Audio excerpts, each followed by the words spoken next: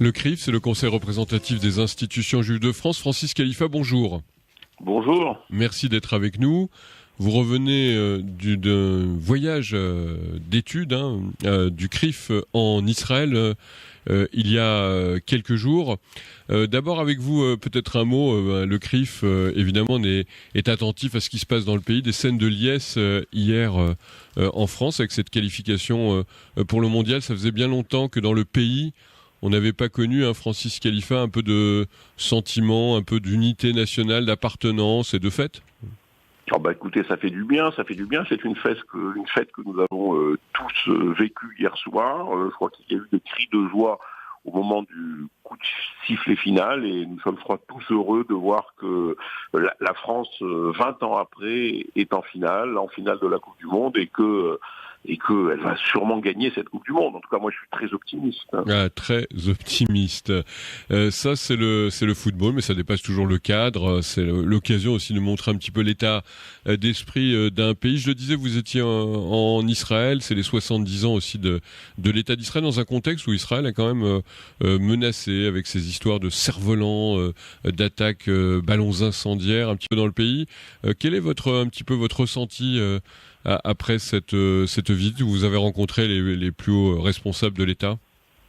Écoutez, l'objet de notre voyage était bien sûr d'aller s'informer auprès des plus hautes autorités de l'État, puisque nous avons rencontré le Premier ministre, le président de l'État, le patron de l'opposition, Avi Gabay, les députés du Meretz. On a rencontré, je crois, tout ce qui compte au niveau politique en Israël pour aller s'informer, mais aussi pour informer, parce que nous constatons également que tous ces responsables politiques sont aussi demandeurs d'informations sur la situation des Juifs français et sur la situation qu'ils vivent en France avec ces vagues d'antisémitisme que nous avons vécues et que nous continuons à vivre et qui se mêlent à la menace générale qui est la menace terroriste également.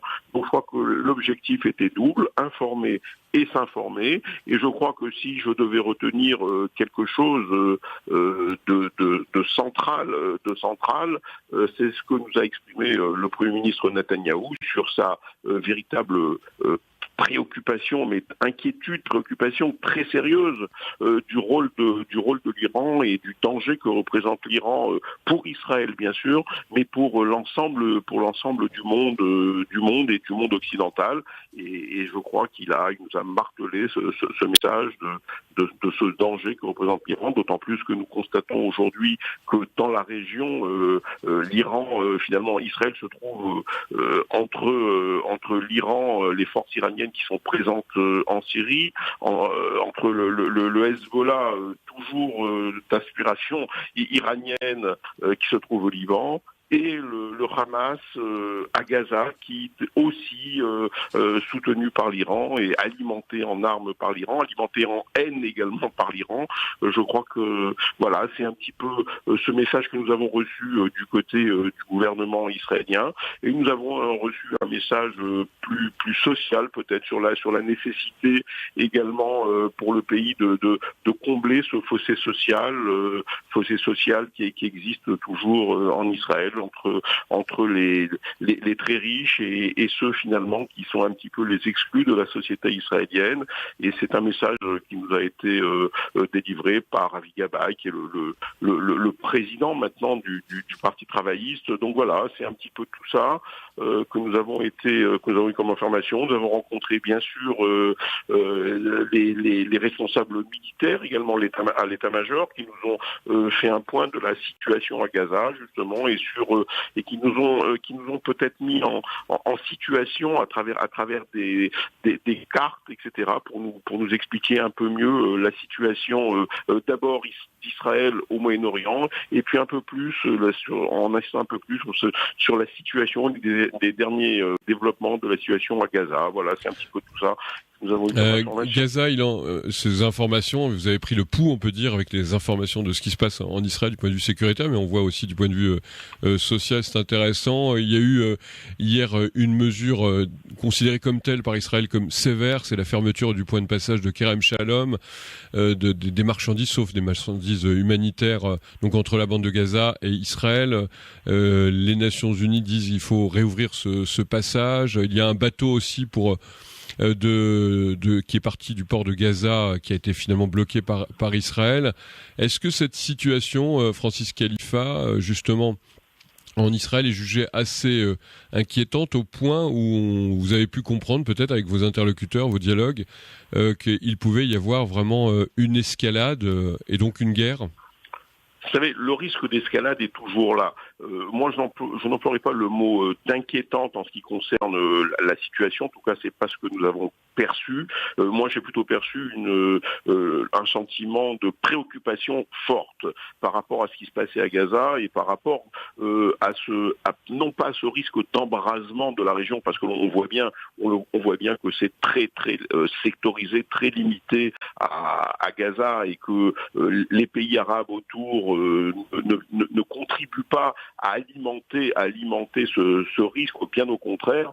Donc je ne crois pas qu'il y ait ce risque d'embrasement à partir justement de la bande de Gaza, ce risque dont vous parlez, mais plutôt une véritable préoccupation des autorités israéliennes par rapport à la situation à Gaza, par rapport à la population à Gaza et à ses souffrances qui lui sont infligées par les dirigeants du Hamas. Et je crois que c'est aussi une vraie préoccupation, et puis une préoccupation sécuritaire, bien sûr, puisque à travers ces cerfs-volants incendiaires qui font une véritable catastrophe écologique, et j'ai envie de dire presque dans le silence international, qui viennent, ces quelques missiles qui sont tirés, les tirs de mortier qui sont tirés en visant les localités proches de la bande de Gaza. Je crois que c'est cette véritable préoccupation qui est là, mais j'ai pas senti une inquiétude très forte. J'ai senti au contraire des dirigeants politiques qui étaient sûrs de leur bon droit dans les opérations qu'ils avaient menées pour protéger leurs frontières, et surtout des dirigeants militaires qui nous ont à nouveau exprimé combien, et c'est un sentiment que nous partageons, combien l'armée israélienne était une armée morale et qui avait comme priorité de faire le moins de victimes possible, justement, mais qui avait une responsabilité qui était de défendre la frontière. Ouais, alors justement, je rappelle que notre invité est président du CRIF, Francis Khalifa. On parle d'Israël, vous parliez de l'armée. On va faire le lien entre finalement l'actualité en Israël. Vous veniez évoquer votre voyage d'études dans le pays, et puis la France. Justement, la semaine dernière, le porte-parole de l'armée israélienne a été notamment entendu à la commission des affaires étrangères et de la défense à l'Assemblée nationale en France. Il a rencontré une personnalité bien connu de nos auditeurs, qui était d'ailleurs notre invité hier, l'imam de Drancy, Chalgoumi, un dialogue, des photos, et tout ça a déclenché, Francis Khalifa, l'ire d'un certain nombre de nos compatriotes sur des sites d'information qui sont tout à fait autorisés. Une colère qui s'est transformée d'ailleurs en menace de mort, en mise à prix.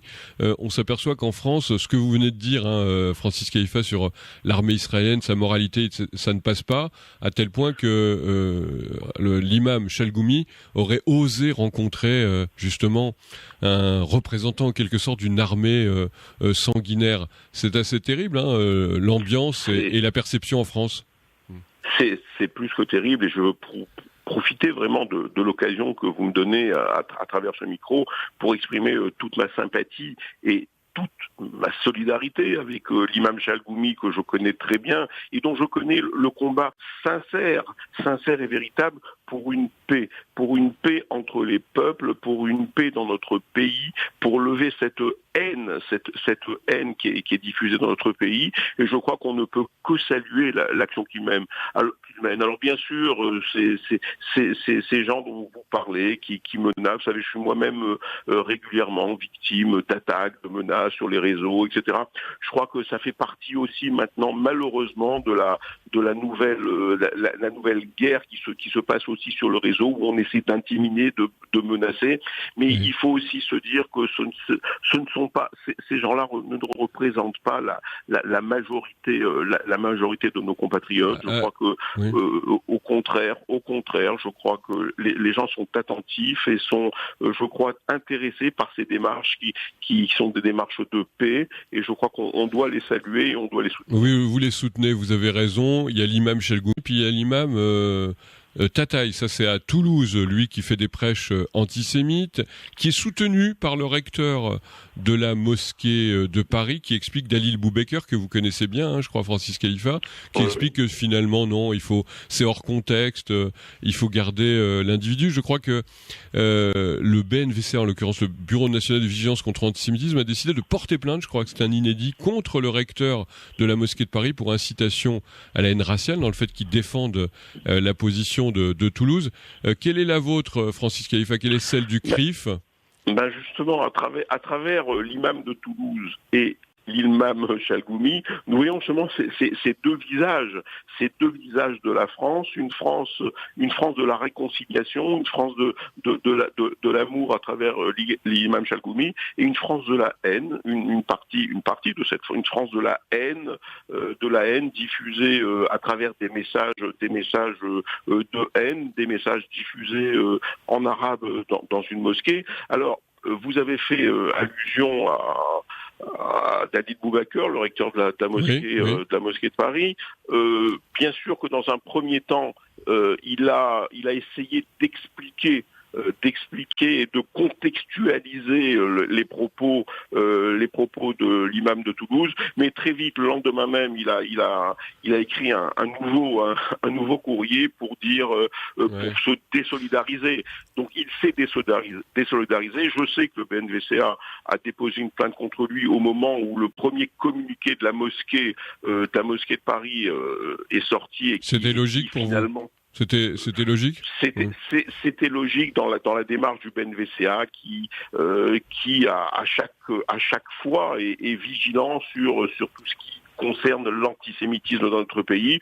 Je crois que le deuxième courrier de Monsieur Boubaker, de Dalil Boubaker, lève un petit peu ce soupçon qui pouvait peser sur lui, puisque on peut dire qu'il a lâché, qu'il a compris son erreur et qu'il a lâché l'imam. Ce soutien. Et le ministre de l'Intérieur apparemment ne s'est pas beaucoup exprimé sur finalement celui qui reste en place, c'est-à-dire l'imam de Toulouse.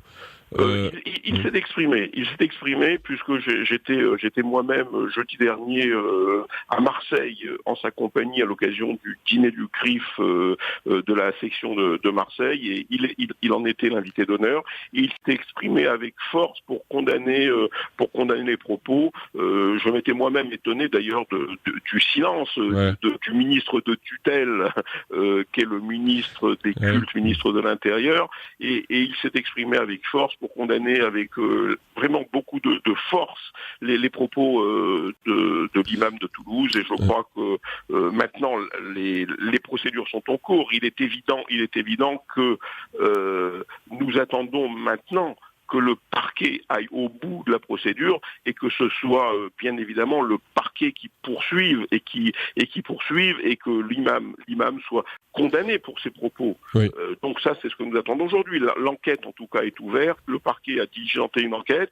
Elle est ouverte. Le parquet, je pense, va prendre ses responsabilités. C'est en tout cas ce que moi, j'ai demandé lors d'un entretien à la garde des Sceaux. Et maintenant, nous attendons que les choses évoluent. Une dernière question avec vous, justement, Francis Khalifa, président du CRIF. Demain, hommage national pour Claude Lanzmann. Ce sera à l'Hôtel des Invalides avant les obsèques au cimetière de Montparnasse.